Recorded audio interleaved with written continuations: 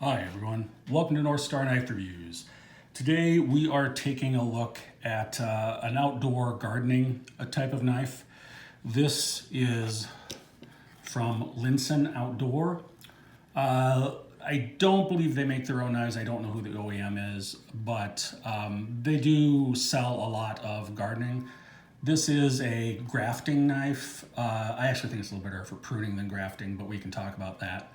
Now, I haven't had a whole lot of chance to use this because of the time of year when I got it. Actually, the day I got it was the day of our first frost up here in Minnesota.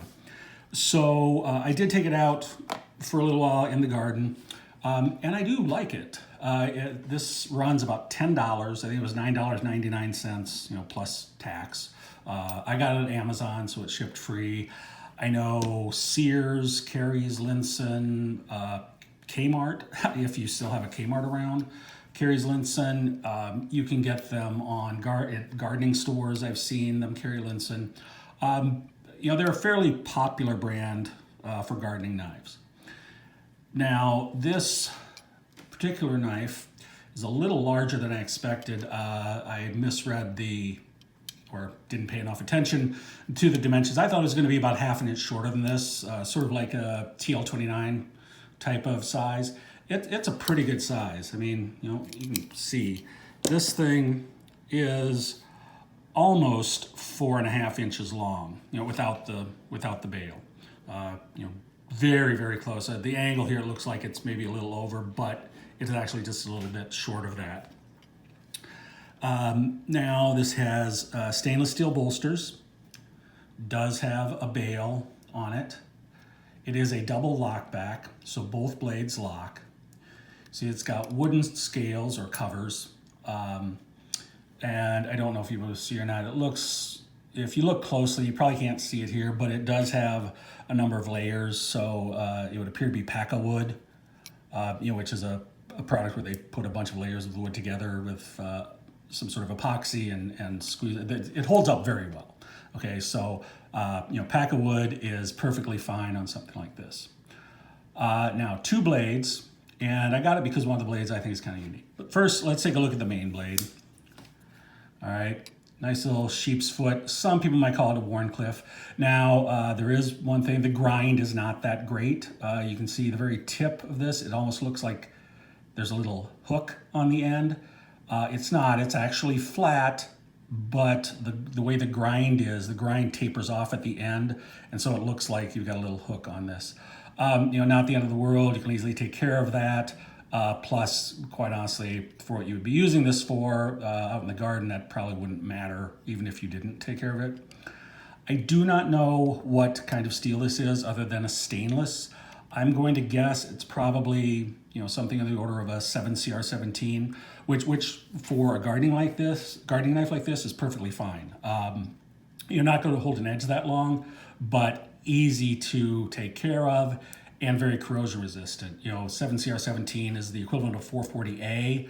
440A was actually used way back in the day on dive knives because it's quite corrosion resistant. In the garden, that's something I want. You may differ, but I like a nice stainless steel for the gardens. You're dealing with a lot of wet stuff. Sometimes you don't get it cleaned off right away. You're doing stuff. So I'm fine with that. So this blade runs right about 3.5 inches, just a little under. The cutting edge is going to be just at 3 inches. And you can see it says Linsen, has the little Linsen logo on that side, and stainless steel. These are made in China. I said it's a double lockback. You can just press one, but it's much easier just to press both, just given the way they are. And these are not the most comfortable, okay? I will say that. They are 90-degree spines. They are not chamfered. They're not crowned. There's nothing. So it does dig into your hand or your thumb when you do it a little bit, but hopefully you're not probably opening and closing it too much. Now, the reason I ordered it because I thought this was kind of an interesting little blade. This is a little pruning blade, and you can see it's sort of designed like a gut hook or seatbelt cutter. Reasonably sharp.